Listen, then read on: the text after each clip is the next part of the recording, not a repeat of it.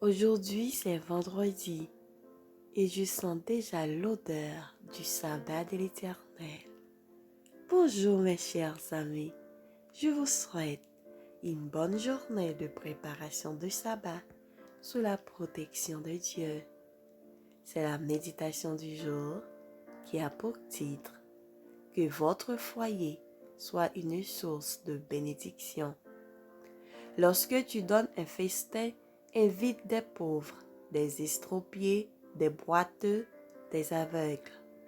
Ils ne peuvent pas te rendre l'appareil, car elle te sera rendue à la résurrection des justes.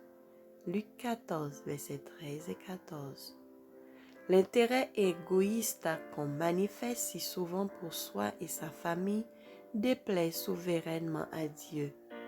Toute famille qui nourrit cet esprit devrait se convertir au pur principe de l'Évangile mis en valeur par la vie du Christ. Tous ceux qui se renferment en eux-mêmes, qui ne veulent pas écouter l'exhortation du Seigneur et faire un bon accueil aux visiteurs, perdent beaucoup de bénédictions. Faisons profiter beaucoup de gens de l'influence heureuse de nos foyers et que nos relations sociales ne soient pas dictées par la coutume mondaine, mais par l'Esprit du Christ et les enseignements de sa parole. Les Israélites invitaient à toutes leurs fêtes le pauvre, le lévite et l'étranger.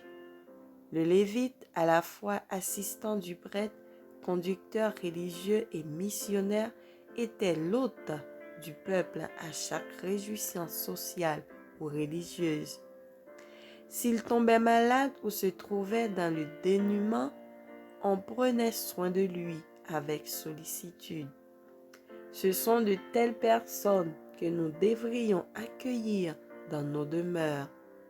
Cela remplirait de joie et de courage l'infirmière, l'instituteur ou l'institutrice, la mère de famille chargée de soucis et accablée de travail, l'être affaibli et le vieillard souvent sans famille qui lutte contre la pauvreté et le découragement.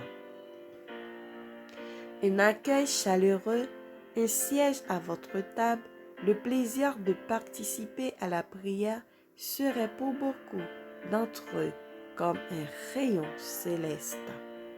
Nos sympathies doivent dépasser les limites du moi et le cercle de nos demeures. Des occasions précieuses s'offrent à ceux qui désirent que leur foyer ait autour d'eux une influence heureuse. Il y a là une puissance merveilleuse que nous pouvons utiliser, si nous le voulons, pour venir en aide à notre prochain. Nous ne passons en ce monde qu'une fois et nous n'y séjournerons que très peu de temps. Faisons donc rendre à notre vie son maximum. Amen. Que le Seigneur nous bénisse et qu'il nous fasse grâce. Bonne journée, bon week-end.